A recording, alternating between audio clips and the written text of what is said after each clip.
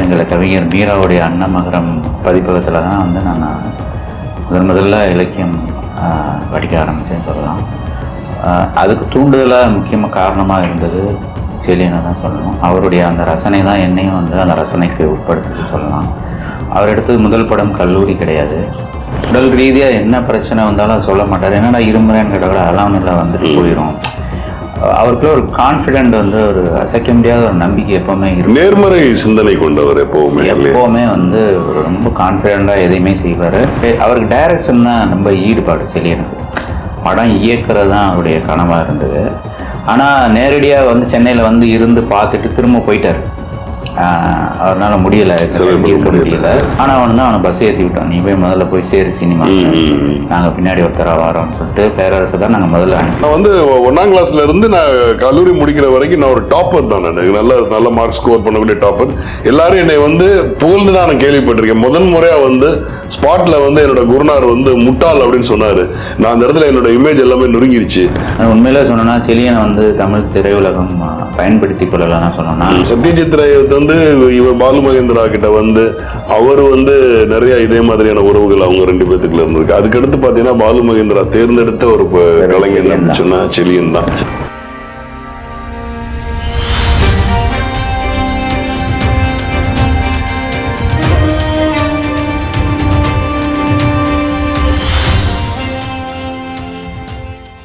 வாகை தமிழ் நேயர்களுக்கு வணக்கம்.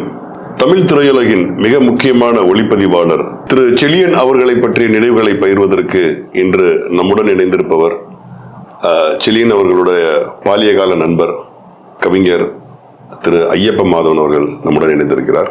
வணக்கம். அடுத்தடுத்த மரணங்கள் தமிழ் திரைப்பட துறையில் இயக்குனர் இமயம், பாரதிராஜா, அதற்கு பிறகு பாக்யராஜ், இன்று செலியன் அவர்களுடைய மரணம் மிகவும் அதிர்ச்சிக்குள்ளாகிய ரசிகர்கள் மிகவும் அதிர்ச்சிக்குள்ளாகி இருக்கிறோம். ஏன்னா அவருடைய முதல் படம் கல்லூரி, அந்த காலம் கிட்ட அவருடைய சினிமா பாணியே முற்றிலும் மாறுபட்டது. எல்லாராலும் கவனிக்கப்படக்கூடிய ஒரு மிகப்பெரிய சினிமாட்டோகிராஃபராக வளர்ந்து வந்தார். சமீபத்தில் அவர் இயக்கிய திரைப்படம் டூலெட் மூலம் அவர் இயக்குனராகவும் அறிமுகமானார். அதற்கு தேசிய விருதும் பெறப்பெற்றது. இன்னும் லண்டன் திரைப்படத்தில் ஒரு மிகச்சிறந்த பரதேசி படத்திற்காக அவார்டு வாங்கியிருந்தார்.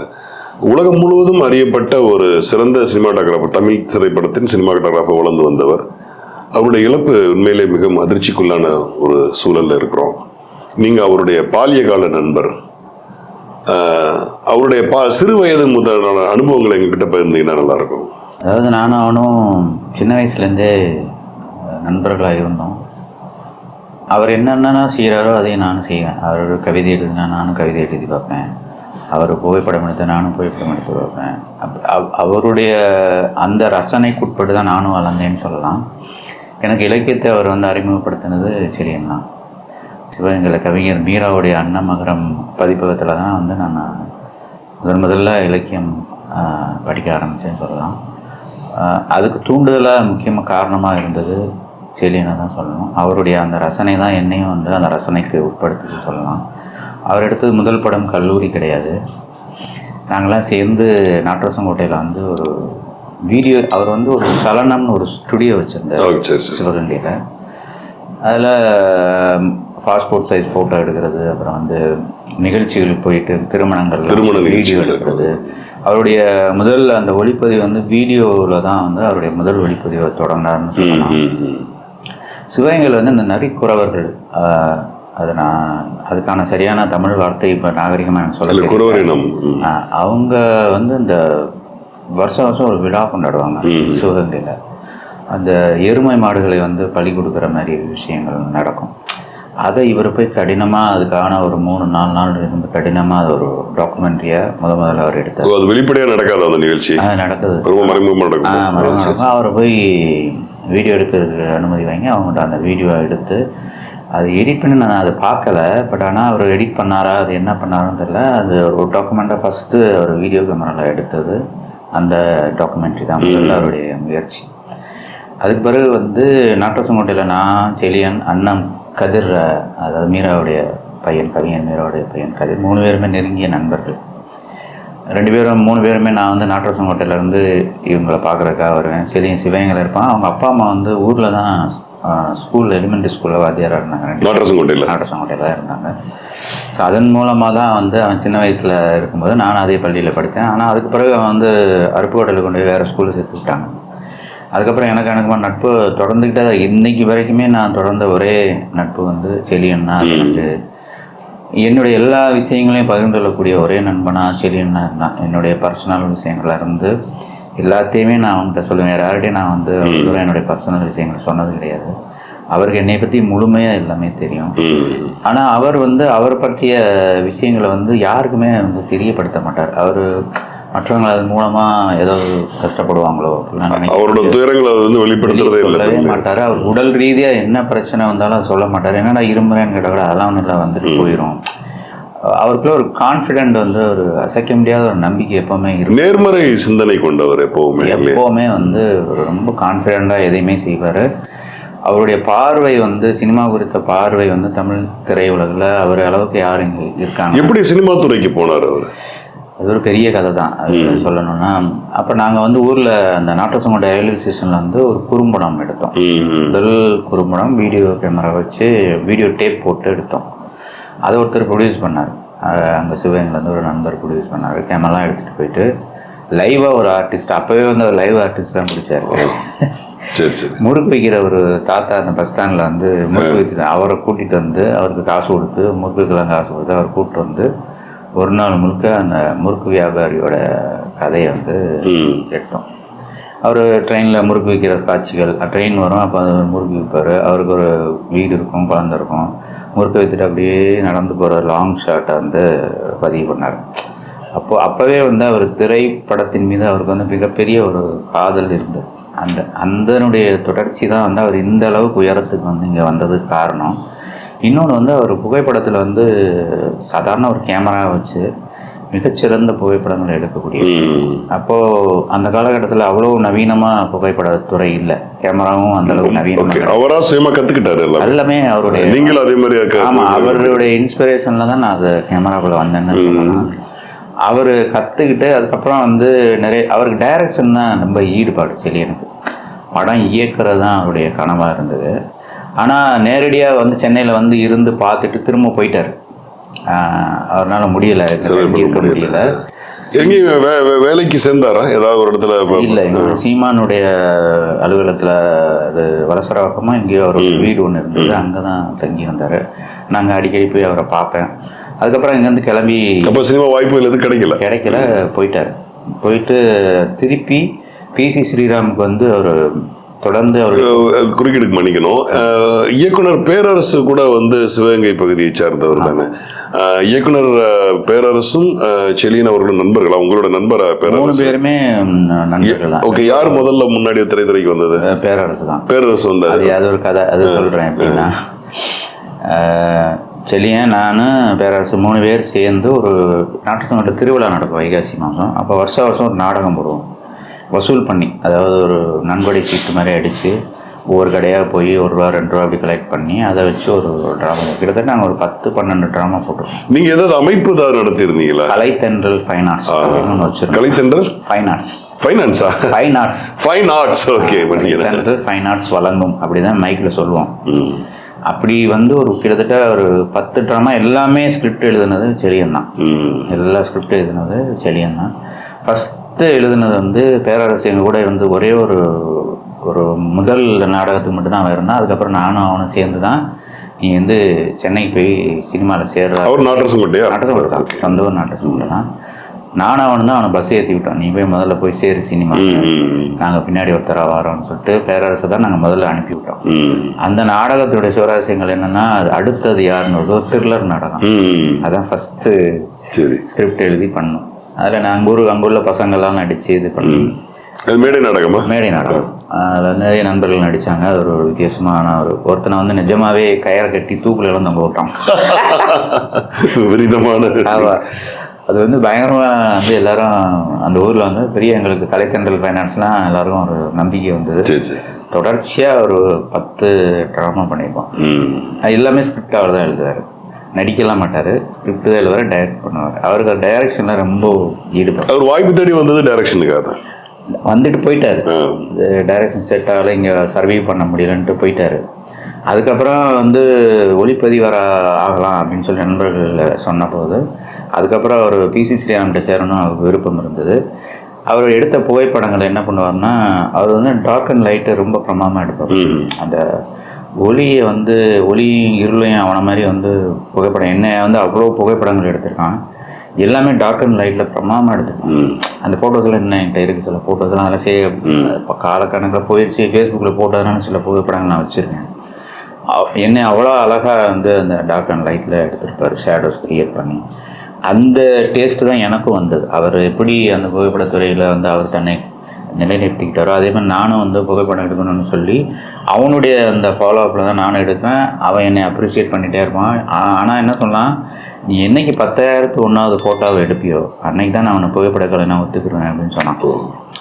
அவ்வளோ தூரம் நீ வந்து எக்ஸ்பீரியன்ஸ் ஆகணும். ஆனால் அது நடந்தது.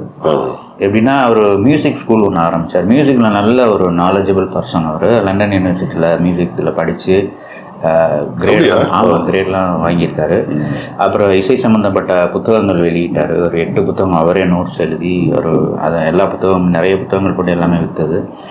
நல்லா பாடுவார், நல்லா பாடுவார். ஃப்ளூட்டு வாசிப்பார், பியானோ வாசிப்பார். ஒரு என்ன சொல்றது, பன்முகத்தன்மை கொண்ட. பொதுவாக சினிமாட்டோகிராஃபர் அப்படின்னு சொன்னோம்னா வெறும் அந்த லென்ஸு, அதில் இருக்கக்கூடிய ஒளிக்கலவைகள், அந்த டெக்னிக்கல் ஆஸ்பெக்ட்ல மட்டுமே வந்து அவங்க சிந்தனைகள் எல்லாமே இருக்கும், அந்த கலர் பேலட்ஸ் அப்படின்னு சொல்லிட்டு. ஆனா திரு செலியன் அவர்கள்ட்ட வந்து பன்முகத்தன்மை, உண்மையிலே வந்து அவர் ஒரு பெரிய கவிஞராக இருக்கிறாரு. இசையில மிகப்பெரிய ஆர்வம். இன்னும் சொல்ல போனா இளையராஜா வந்து அவர் கொண்டாடுறதுல அவர் மாதிரி ஒரு மிகப்பெரிய ரசிகர். இளையராஜாவுக்கு இன்னைக்கு இருக்குமே அவர் ரொம்ப நெருக்கமா இருந்தாரு. ஒரு தடவை அஜயன் பாலாவுடைய படத்துக்காக இளையராஜா பார்க்க போகணும், நானும் அவன் கூட போயிருந்தேன். பட் கிளம்பிட்டார். நானும் இளையராஜா பார்த்து ஃபோட்டோ எடுத்துக்கணும்டா சொன்னேன், வாடான்னு கூட்டி போனான். பட் ஆனால் அவர் வெளியே கிளம்பிட்டார்னால அவர் அன்னைக்கு சந்திக்க முடியாமல் போச்சு. ஆனால் இசையில் அவருக்கு வந்து நல்ல ஒரு அறிவு இருந்தது. அதே மாதிரி எழுத்துத்துறையிலையும் அவருடைய பங்கு ரொம்ப முக்கியமானது. அவர் எழுதின கதைகள் 10 12 தான். ஒரு அசிஸ்டன்ட் டைரக்டரை பற்றி ஒரு கதை எழுதியிருந்தார். அந்த கதையை நான் படிச்சுட்டு பல முறை அவர்கிட்ட பேசியிருக்கேன். இதை படமாட ஆகிட்டுறா இல்லை, அது பரவாயில்ல பேசப்பட்டது. ஒரு கதை, அற்புதமான கதை. நான் வந்து ஆல் இண்டியா ரேடியோ அந்த கதையை பற்றி பேசினேன். அதுக்கப்புறம் அவன்கிட்ட பேசுறதுக்கு முன்னாடி அந்த கதையை பற்றி அவன்கிட்ட சிலாய்ச்சி பேசுவது ரொம்ப சந்தோஷப்பட்டான். ஒரு அவன் எழுதின ஒரு படைப்பை நம்ம வந்து அவன்கிட்ட பேசும்போது அவனுக்கு அது ஒரு சந்தோஷத்தை கொடுத்தது. அதை இது மாதிரி ஒரு கதையை அவனால் திரும்ப எழுத முடியும், அவனுக்கு எழுது. அவனை மாதிரி உரைநடை எழுத்தாளர் வந்து தமிழ் கிடையாது. அவ்வளோ மொழியை வந்து அவ்வளோ பிரமாதமாக கையாளுவார். அது அவரோட சினிமாவோட நேசிப்பு. அவர் வந்து பரதேசி படத்தில் திரு பாலா அவர்களுடன் வந்து ஒளிப்பதிவாளராக வந்து இயங்கும் போதே பாலாவுக்கு அசிஸ்டன்ட் டைரக்டராக வேலை பார்த்தார். அதை சொல்லி அவர் ரொம்ப பெருமைப்பட்டுக்கிட்டார். ஏன்னா அந்த கதையோட அந்த இன்வால்மெண்ட், அந்த இலக்கியத்தின் மீது அவருக்கு தீராத ஒரு காதல். ஒரு கேமராமேனாக இருந்தபோது அவர்கிட்ட வந்து அவருக்கான ஏடிஸ்லாம் இருப்பாங்க, அவங்களுக்கான சினிமாட்டோகிராஃபர் அசிஸ்டன்ட்ஸ்லாம் இருப்பாங்க. அவர் ஒரு தனி யூனிட்ல இருப்பார். அவங்க வந்தாலே வந்து ஒரு பெரிய ஒரு இயக்குனருக்கு இணையான ஒரு இதெல்லாம் இருக்கும். பொதுவாக ஒளிப்பதிவாளர்கள்னாலே அப்படித்தான். ஆனால் இவருடைய அந்த பரதேசி பட காட்சிகள் ஷூட்டிங் அப்போ பார்த்தீங்கன்னா இவருக்கு அவருக்குமான நட்பு வந்து பார்த்தீங்கன்னா ஒரு அசிஸ்டன்ட் டைரக்டர் மாதிரியே இருந்து அவருடைய கதைகள் சொல்ல, இவர் வசனங்கள் மாற்ற, எழுத கொள்ள.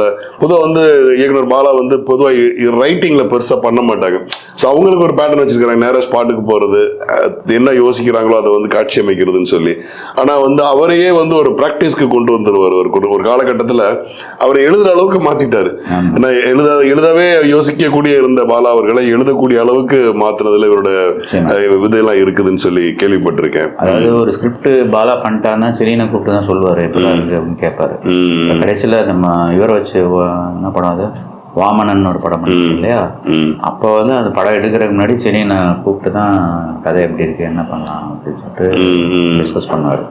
அதனால அவன் வந்து கெட்டிக்காரன்ங்கிறது எல்லாருக்குமே தெரியும். Okay okay. இப்போ பிசி ஸ்ரீராம் அவர்கள்ட்ட வந்து புகைப்படங்களை அனுப்புறாங்க, போட்டோவை அனுப்பி தொடர்ந்து அனுப்பிச்சு அழகான கடிதங்கள் எழுதியிருக்கான். அதாவது இவனுடைய விருப்பத்தை சொல்லி கவித்துவமான கடிதங்கள் எழுதுனோடனே அவர் வந்து வர சொல்லி, நேராக வர சொல்லி, சரி ஜாயின் பண்ணிக்க அப்படின்ட்டு அவர் அப்போ தான் உதவியாளர் ஜாயின் பண்ணி முகவரி படத்தில் ஒர்க் பண்ணார். அதில் இருந்த அனுபவங்கள்லாம் நிறைய சொல்லியிருக்கிறார். அந்த பிசியோட ஒர்க் பண்ணது, அவர் எப்படி போவார், டென்ஷன் ஆவார், ஏதாவது தப்பு பண்ணிட்டா எப்படி இது பண்ணுவார், அதுக்குள்ள இவர் தன்னை தக்க வச்சுக்கிட்டதே பெரிய விஷயம். அதாவது டிசி ஸ்ரீராம் கூட யாருமே அவ்வளவு சீக்கிரம் முதல்ல சேர்றதே ரொம்ப கஷ்டம். அது நீங்க சொன்ன மாதிரி தக்க வைக்கிறது அதை விட பெரிய போராட்டம். எப்ப என்ன செய்வாருன்னு தெரியப்போ, அதுவும் சிவகங்கை போன்ற ஒரு பின்தங்கிய மாவட்டத்தில இருந்து ஒரு கிராமப்புறத்துல இருந்து வந்த ஒரு இளைஞன். அவன் வந்து பிசி ஸ்ரீராம் சாரோட டீம் அப்படின்னாலே ஃபுல்லி எஜுகேட்டடா இருப்பாங்க, ரொம்ப நாலேஜபிள் பர்சனா இருப்பாங்க, ஓரளவுக்கு துறை சார்ந்த அனுபவம், நல்ல இங்கிலீஷ் அப்படின்லாம் இருக்கும். ஸோ அவரோட என்ட்ரி வந்து அவர் அதை பத்தி பகிர்ந்துருக்கிறாரு, அது எவ்வளவு ஸ்ட்ரகிள் இருந்தது என்னன்னு சொல்லிட்டு. ஆனா ரொம்ப பெருமிதப்படக்கூடிய ஒரு விஷயம் என்னன்னா, எந்த இடத்துலயுமே வந்து அதை நெகட்டிவாவே சொன்னதில்லை. தன்னுடைய குருநாதரை பத்தி அவ்வளவு பெருமிதங்கள் சொல்றாரு. அவர் சொல்றாரு, நான் வந்து எங்க அப்பா அம்மா 2 பேரும் டீச்சர்ஸ். நான் வந்து 1ஆம் கிளாஸ்ல இருந்து நான் கல்லூரி முடிக்கிற வரைக்கும் நான் ஒரு டாப்பர் தான். நான் நல்ல மார்க் ஸ்கோர் பண்ணக்கூடிய டாப்பர். எல்லாரும் என்னை வந்து புகழ்ந்து தான் நான் கேள்விப்பட்டிருக்கேன். முதன் முறையா வந்து ஸ்பாட்ல வந்து என்னோட குருநாதர் வந்து முட்டாள் அப்படின்னு சொன்னாரு. நான் அந்த இடத்துல என்னோட இமேஜ் எல்லாமே நொறுங்கிருச்சு. அதுல இருந்து நான் எப்பப்பெல்லாம் நான் என்னோட வாழ்க்கையில் நான் தவறுகள் பண்றனோ அப்ப நான் வந்து என்னை ஒரு முட்டாளா நினைச்சுக்கிருவேன். ஒரு ஸ்கிரீன் பிளேல நான் ஒரு தவறு பண்ண நானா உணர்ந்துட்டா நான் டே முட்டாள் அப்படின்னு நான் யோசிச்சுக்கிருவேன். ஒரு ஷாட் வைக்கும் போது, ஒரு லென்ஸ் மாத்தும் போது, எப்பப்பெல்லாம் நான் ஒரு சின்ன தவறுகள் பண்ண போறேன்னா என்னை முட்டாள்ன்ற அந்த வார்த்தையை சொல்லி. இது எதுக்கு சொல்ல வரேன்னா, பொதுவாக வந்து குரு சிஷ்யன் இல்ல வந்து ஒரு மாஸ்டர் ஸ்டூடெண்ட்ஸ் இந்த உறவு வந்து பாத்தீங்கன்னா அவர் வந்து அடுத்து ட்ரெயின் அப் ஆகி அவர் போறதாட்டின்னு தான் இருக்கும். பொதுவாக அதோட கழட்டி விட்டு போயிடுவாங்க. ஒரு சம்பிரதாயத்துக்கு எங்கேயா போனா வணக்கம் வைப்பாங்க, குருநாதர் சொல்லுவாங்க. ஆனா இவர் வந்து தன்னோட வாழ்நாள் முழுக்க வந்து அந்த ஒரு டீச்சரோட அந்த டிசிப்ளின், அவர் வாழ்க்கையில கத்துக்கிட்ட அந்த மென்டரிங்ஷிப், அதோட எல்லாத்தையுமே வந்து பயன்படுத்தின விதம், அதை பகிர்ந்துகிட்ட விதம் வந்து உண்மையில அவர் பெருமிதப்படக்கூடிய ஒரு விஷயமா தான் இருந்தது. ஆனா டிசில 2 படம் தான் அவர் ஒர்க் பண்ணாரு. அப்புறம் அலைபாயுது 2 படம் ஒர்க் பண்ணிட்டு கிராஸ்பிங் பவர் ஜாஸ்தி. அதாவது சில பேர் 10 படம் 5 படம் ஒர்க் பண்ணவங்க, வெளியில வந்து படம் பண்ணவங்களாம் பெருசா ஹிட் ஆகல. 2 படம் ஒர்க் பண்ணிட்டு அதுக்கப்புறம் கல்லூரியில வந்து அவருக்கு பாலசாஹித்யில் வாய்ப்பு கொடுத்தபோது கல்லூரி ஃபோட்டோகிராஃபி சினிமோட்டோகிராஃபி வந்து இன்னைக்கு வரைக்குமே எக்ஸலண்டான ஒரு சினிமோட்டோகிராஃபி, ரொம்ப அருமையான. ஏன்னா சிவகங்கை மண்ணுக்குன்னு சொல்லி ஒரு தனித்துவம் இருக்கு, உங்களுக்கு தெரியும். கரெக்டா சிவகங்கையில இருந்து நீங்க அந்த பக்கம் இங்க நாட்டரசங்கோட்டை, காளையார் கோயில் இதெல்லாம் பாத்தீங்கன்னா செம்மண் பூமி. அது இந்த பக்கம் வந்தீங்கன்னா வண்டல் மண். உங்களுக்கு இந்த பக்கம் சிவகங்கையில இருந்து மானாமதுரை இந்த பக்கம்லாம் வந்தீங்கன்னா மண்டல் மண் சார்ந்த பகுதி. அந்த டெரைனே ரொம்ப டிஃப்ரெண்டா இருக்கும். நீங்க வந்து இதை போய் சீட் பண்ணி உசிலம்பட்டியா காட்ட முடியாது, இதை சீட் பண்ணி மேலூரா காட்ட முடியாது. அப்படி ஒரு யூனிக்கான பகுதி. உண்மையிலே அதோட அந்த காட்சி பதிவு, அந்த கல்லூரி வாழ்க்கை போறது, அந்த மாணவர்களோட ரொம்ப பிரமாதமா அவருடைய ஒர்க் பண்ணி. நீங்க அந்த இடத்துல ஷூட்டிங் போயிருந்தீங்களா? எப்படி அனுபவங்கள் ஏதாவது இருக்கா? அப்போ இந்த உணவு சாப்பிட்ற மாதிரி தமனா சாப்பிட்ற மாதிரி ஷார்ட் எடுத்துட்டு இருந்தாங்க. அப்புறம் பஸ்ல போற மாதிரி ஷார்ட்ஸ் அவங்க கூட தான் உட்காந்து அன்னைக்கு சாப்பிட்டேன்னு நினைக்கிறேன், நினைவில் இல்லை. அங்கே ஒரு பாடல் மலை எஃபெக்டில் சாங் பண்ணியிருப்பார். அந்த சாங் வந்து பிரமாதமாக ஷூட் பண்ணியிருப்பார். நான் அதை இடையில கூட அவன்கிட்ட நினைவுபடுத்தி பேசினேன், ரொம்ப நல்லா எடுத்துருக்கடா அந்த சாங்கு, டிவியில் பார்த்தேன் சொல்லிட்டு. அப்பப்போ ஏதாவது பார்த்தேன்னா அவனுக்கு அந்த மலை காட்சியை பற்றி அவர் சொல்லியிருப்பார். அவர் வந்து இப்போ முதல்ல வந்து அவருக்கு ஒரு எப்போவுமே நீங்கள் ஒரு கதை சொல்லும்போது அதை வந்து ஃப்ரேம் பை ஃப்ரேமாக வந்து காட்சிப்படுத்தி விஷுவலாக அவர் ஒன்று ட்ரீட் பண்ணிகிட்டே இருப்பார். அப்போ அவர் நினச்சிருந்தாரா இந்த காட்சியில் இந்த பாடலுக்கு வந்து ஒரு மலை இருந்தால் நல்லா இருக்கும் அப்படின்ட்டு. பட் அந்த அடிக்கிற வெயில்ல மழைன்றது வந்து சாத்தியமில்லாத ஒண்ணு. ஆனாலும் வந்து அந்த மழை பெஞ்சது அப்படின்னு சொல்லி மழை உண்மையிலே பெஞ்சு அவங்க தான் எடுத்தாங்க. அந்த பையன் அந்த ஃபுட்பால் கிரவுண்ட்ல அந்த சாங் அந்த மாதிரி நிறைய ரொம்ப அற்புதமான ஒரு ஒளிப்பதிவுல டைரக்டர் சங்கர் கூட செடியனை வந்து பாராட்டி அவருடைய வெப்சைட்ல கல்லூரி படத்துல வந்து ஏதோ டெக்னிக்கலா சில விஷயங்கள்லாம் பேசி செல்லினுடைய ஒளிப்பதிவு ரொம்ப முக்கியமானது அப்படின்னு சொல்லி பதிவு பண்ணினேன். அது அந்த லிங்க் எனக்கு அனுப்பி படித்தேன் நான். ஆனால் உண்மையில சொன்னோன்னா செலியனை வந்து தமிழ் திரையுலகம் பயன்படுத்தி கொள்ளலாம் சொல்லணும்னா வந்து அடிக்கடி சொல்லுவேன், ஏன்டா நீ வந்து கமர்ஷியலா நிறைய மறுத்ததான் நான் நிறைய கேள்விப்பட்டிருக்கேன். திரு ரஜினிகாந்த் அவர்களுக்கு கூட ஒரு பெரிய சூப்பர் ஸ்டார் அவர் படத்துல ஒர்க் பண்றதுக்கான வாய்ப்பு வந்து தவறு. அதை பத்தியான நினைவுகளை கொஞ்சம் சொல்லுங்க. நீங்க குசேலன் படத்துக்கு செலியனை தான் பண்ண சொல்லி வாசி கேட்டிருக்காரு. சரி. ஆனா இவர் வந்து அதை மறுத்துட்டாரு. எனக்கு பண்ண விருப்பம் இல்லை சார்.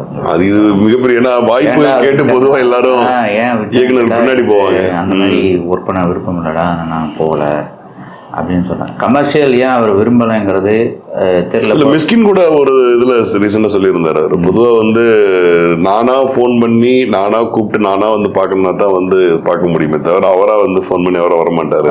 ஏன்னா அது வந்து வாய்ப்பு தேடி வந்து நிக்கிற மாதிரி ஆயிரும் சொல்லி அதை முழுசா தவிர யாருக்கிட்டையுமே ஒரு வாய்ப்பு தேடி போனதே கிடையாது. இல்ல இது ஒரு சூப்பர் ஸ்டாரோட படத்துல ஒர்க் பண்றதுன்றது மிகப்பெரிய வாய்ப்பு, கனவுகள் ஓடி போய் நிற்பாங்க, அதை விட்டுட்டு வர்றாங்கன்றது அவருக்கு அந்த மாதிரி டேஸ்ட் இல்லை அவருடைய. இல்லை, ரொம்ப தனித்துவமான. இப்போ அவர் பொதுவாக வந்து பாலு மகேந்திரா சார் வந்து சினிமாவுக்கான ஒரு பெஞ்ச் மார்க், ஒளிப்பதிவு இயக்கத்தில் வந்து மிகச்சிறந்த ஒளிப்பதிவாளர். அவர் வந்து பொதுவாக வந்து எல்லாரும் சொல்லுவாங்க பாலு மகேந்திரா அவருடைய பற்றை சினிமா பற்றில இருந்து வந்தாங்கன்னு. பட் ஒவ்வொருத்தவங்களும் ஒவ்வொரு தொழில போயிருக்கிறாங்கனாலும் திரு செழியன் அவர்கள் மேல தீராத அன்பு கொண்டவரா. பொதுவாக அந்த கலைத்துறையில வந்து ரத்த உறவுகளை விட கலை வாரிசுகளை வந்து ரொம்ப நேசிப்பாங்க.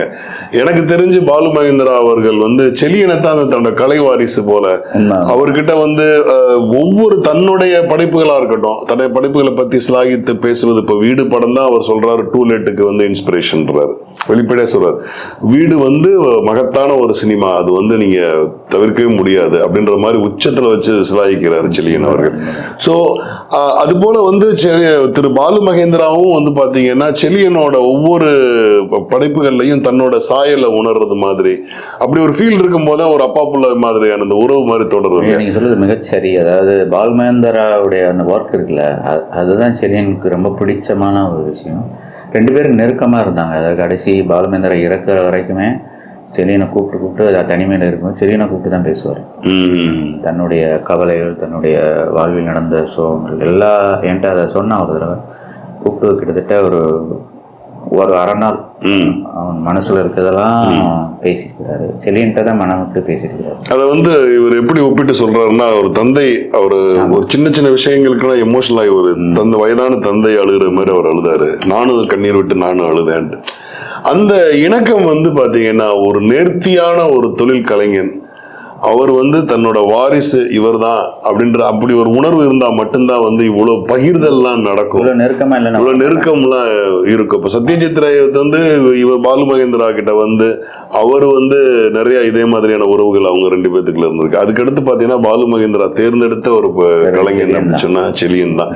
சினிமாவை பொறுத்த வரைக்கும் ஒளிப்பதிவுல பாலு மகேந்திரா சார் அப்படின்னு சொல்லும் போது அவருக்கு ஒரு மிக தனித்துவமான ஒரு அழகியல் இருக்கும். காட்சிக்கு காட்சி அவ்வளோ அழகியல் இருக்கும். அந்த காட்சிக்காக அவர் மெனக்கெடுவார். அந்த ஒரு சின்ன ஒரு சன்லைட் வர்றதுக்காக காத்திருப்பாருன்னு சொல்லுவாங்க. அதே மாதிரி அந்த ஒரு ஓவியமா தான் ஃப்ரேம் பை ஃப்ரேம் வந்து ஒரு ஓவியம் போல இருக்குன்னு சொல்லுவாங்க. பெரிய மேதை.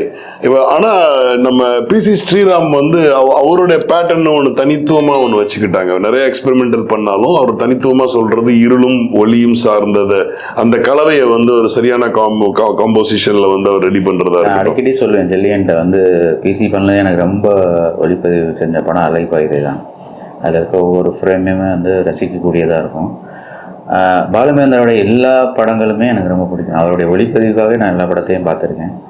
நான் ஒத்துக்கிற ஒரே ஒளிப்பதிவாளர் பாலு மகேந்திரா, அதுக்கு பிறகு என்னுடைய நண்பன் செழியன். அதில் இந்த ரெண்டு பேருக்கு பின்னாடி இப்போ அவருடைய இது வந்து இப்போ வெளிச்சம் என்பது நாயக பிம்பம், இருள் என்பது இல்லை ஒரு எதிர்மறை சிந்தனை, இது நேர்மறை சிந்தனை அப்படின்ற ஒரு அவங்களுக்குள்ள ஒரு ஃபார்முலா சம்திங் ஏதோ ஒன்று வச்சுட்டு அப்படி அந்த காம்போசிஷன் அதிகமாக நம்ம பார்க்க முடியும்.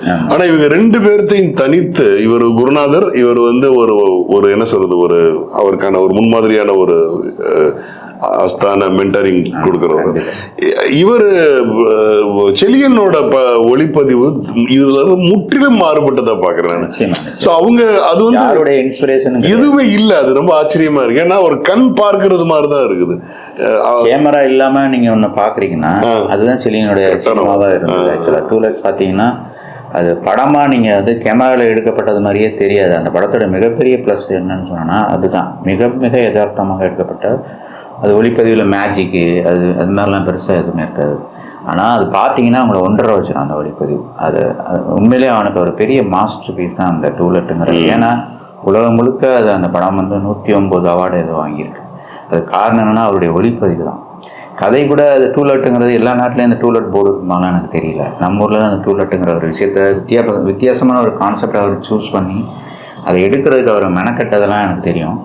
தன்னுடைய மனைவியோட நகைகள்லாம் அடமானம் வச்சு தான் அந்த திரைப்படத்தை 45 லட்சம் ரூபாய்க்குள்ள அதுக்கு அவர்கிட்ட பணம் இல்லை, அதுக்கான தயாரிப்பாளரும் கிடையாது. தன்னுடைய மனைவியோட நகையை அடமானம் வச்சு தான் அந்த படத்தை எடுத்தார். அந்த நேரத்தில் ரொம்ப டென்ஷனாக இருந்தார். ஃபோனில் பேசும்போது கூட அவருடைய குரல் கோபமாக தான் இருந்தது. நான் சில நேரங்களில் நான் தான் அதில் குறிப்பிட்டு சொல்லணும்னா அந்த டூலெட்டுக்கு முன்னாடி ஃபோட்டோ ஷூட்டை நான் தான் எடுத்தேன். எடுப்பாங்களே டெஸ்ட் ஷூட் எடுப்பாங்கள்ல, அந்த சந்தோஷ்ங்கிற தம்பியும் அந்த அந்த பிள்ளை பேர் மறந்துட்டேன், ஷீலான்னு நினைக்கிறேன். அவங்க 2 பேரும் ஒரு பார்க்குக்கு கூட்டிகிட்டு போயிட்டு அவங்கள ஃபோட்டோ ஷூட் எடுத்து கொடுத்தேன்.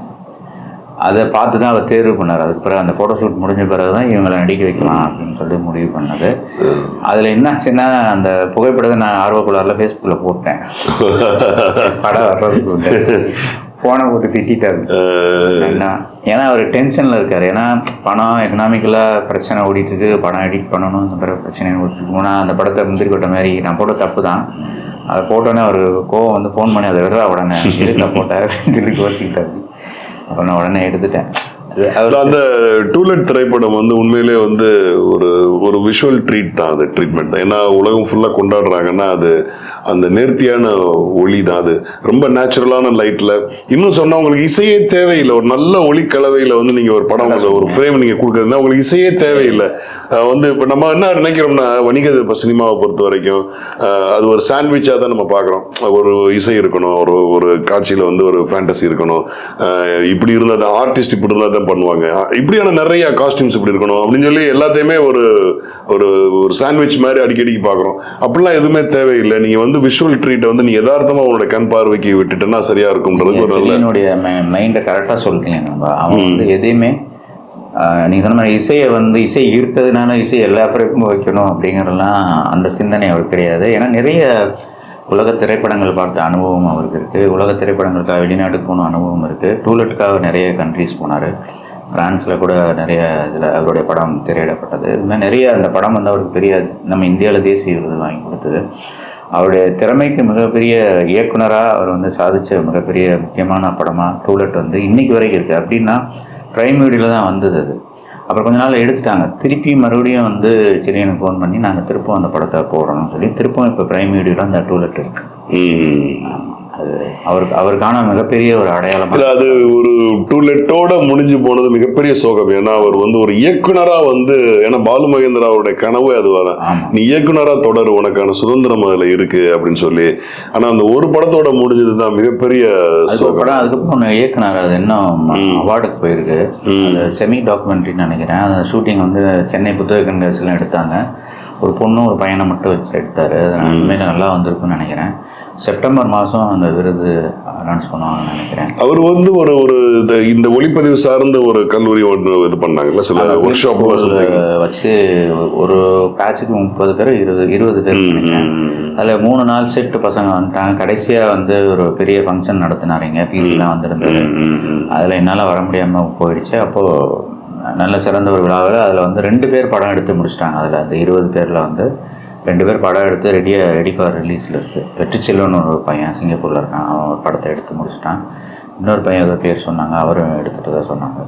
ஸோ அதில் இந்த 20 பேரும் படம் எடுக்கிற முயற்சியில் தான் இருந்துட்டுருக்காங்க. 50 லட்ச ரூபாய்க்கு ஒரு படத்தை எடுக்க முடியும் அப்படிங்கிற ஒரு விஷயத்த அந்த பசங்களை வந்து ஒரு 2 மாதம் ட்ரெயின் அப் பண்ணி அதுக்குன்னு தனியாக இடம்லாம் பிடிச்சி அவங்கள ஸ்கிரிப்டை எழுத வச்சு அந்த ஸ்கிரிப்டை மறுபடியும் திருத்தம் பண்ணி அவரை மாதிரி ஒரு மென்டர் வந்து இனிமேல் இல்லை. நீங்கள் ஒரு சரியான ஒரு வார்த்தை ஒன்று சொன்னீங்க. 50 லட்சம் ரூபாய்க்குள்ள திரைப்படம்னா இன்னைக்கு வந்து இந்த தயாரிப்பாளர்களும் சரி எல்லாருமே சினிமாக்காரங்களும் மிரண்டுருவாங்க. 50 லட்சம் ரூபாயில எப்படா படம், அது தான் சாதிச்சு காட்டினார் 45 லட்சம் ரூபாயில். ஆனால் ஆள் நல்லா தான் இருந்தா. அப்படி இடையில கொஞ்சம் முடியாமல் இருந்தால் அதுலேருந்து மீண்டு வந்து நம்பிக்கையோட இருந்தார். அப்புறம் வீட்டிலான சோகங்கள்லாம் மீறி நல்லா தான் இருந்தார். அதுக்கப்புறம் நல்லா கான்ஃபிடென்ட்டாக நிறைய பண்ணணும், ஸ்கிரிப்ட் எழுதணும், நிறைய படம் பண்ணணும். நான் கூட சொன்னேன், நான் விஜய் சேதுபதி வச்சு கூட நீ வந்து ஏன் பண்ணக்கூடாது, நீ தானே அவரை அறிமுகப்படுத்தினேன், அவர்கிட்ட போய் கேட்கலாமே, ஸ்கிரிப்ட் பண்ணலாமேன்னு. அவர் அதில் விருப்பம் காட்டலை. எனக்கு அப்படி யாரையும் போய் தேடி போய் நான் வந்து கேட்குறேன். நான் கார்த்தி வச்சு பண்ணேன், கார்த்தி எனக்கு ரொம்ப பிடிக்கும், கார்த்தி வச்சு ஸ்கிரிப்ட் பண்ணுறதெல்லாம் நான் பண்ணுவேன்னு சொல்லுவான். ஆனால் பண்ணலை. அவனுக்கு அதில் விருப்பம் இல்லை. அவனுடைய சினிமா வந்து வேற ஒன்றா இருந்தது. அதுதான் தமிழ் சினிமாவில் வந்து வேறுபட்ட ஒரு சினிமாவை தான் அவர் எடுக்க முயற்சி பண்ணாருன்னு தான் சொல்லணும். அதுக்கு காரணம் வந்து அவர் சினிமாவை மிக யதார்த்தமாக தான் வந்து அணுகினார். அதில் வந்து ரொம்ப அவர் என்ன சொல்கிறது, வழக்கமான ஒரு சினிமா ஃபைட்டு பாட்டு இது மாதிரிலாம் எதுவும் இல்லாமல் பாலுமகேந்திராவுடைய அந்த வீடு மாதிரியான படங்கள், இலங்கையை பற்றி ஒரு கதை பண்ணியிருந்தாரு. அதை ஸ்கிரிப்ட்லாம் முடிச்சு வச்சிருந்தாரு. இலங்கையில் போய் ஷூட் பண்ணலான்னு தான் பிளான் பண்ணியிருந்தாங்க. அது நல்ல ஸ்கிரிப்ட், அது கதையை என்கிட்ட சொல்லியிருக்கிறாரு. ரொம்ப அற்புதமான ஒரு ஸ்கிரிப்ட். அதை எடுக்காமலே போயிட்டாரு. அதுக்கு வருத்தமாக தான் இருக்கணும். இல்லை, அது ஒரு நீங்கள் அவருடைய பாலியகால நண்பர், ஒரு கலைஞன் விட்டு சென்ற நிறைவேறாத கனவுகளை நிறைவேற்றுறதுக்கான என்னென்ன வாய்ப்புகள் இருக்கோ அதை நீங்களும் முன்னெடுத்து பண்ணணும். ஏன்னா ஒரு உலக சினிமாவை நோக்கி பயணித்த ஒரு தமிழ் பறவை, பெரும் தாகம் கொண்டவன், கலை இலக்கிய தாகம் கொண்டவன். அவருடைய ஒவ்வொரு படைப்புகளும் வந்து பெயர் சொல்லக்கூடிய அளவுக்கு முத்திரை பதித்த ஒவ்வொரு படங்கள். ரொம்ப சின்ன வயசு தான் நம்மளை பொறுத்த வரைக்கும். சாதிக்க வேண்டியதும் கனவுகளும் பெரும் அதிகமான நிறைய படங்களை பண்ணிருக்கணும். ரொம்ப நம்மளெல்லாம் மீளா துயரத்துல விட்டுட்டு போயிட்டாரு. நேற்று பார்த்ததுல இருந்து எனக்கு அவருடைய இருந்த நாட்கள் தான் நினைவுல வந்துட்டே இருக்கு. எனக்கு அழுகையை தாங்க முடியாம நேரத்துல இருந்தேன். இப்போ கூட நினைச்சா எனக்கு அழுகு வந்துடும். சரி, மன ஆறுதல் கொள்ளுங்க, வேற என்ன சொல்றேன்னு தெரியல. அந்த கலைஞனுக்கு கொடுக்க வேண்டிய பெருமிதமும் மரியாதையும் அவருடைய படைப்புகளை வந்து அது படைப்புகள் பேர் சொல்லி கொண்டு இருக்கும். இதுவரை எங்களுடன் இருந்து அனைத்து விதமான பதிவுகளையும் பகிர்ந்ததுக்கு மிக்க நன்றி. வணக்கம்.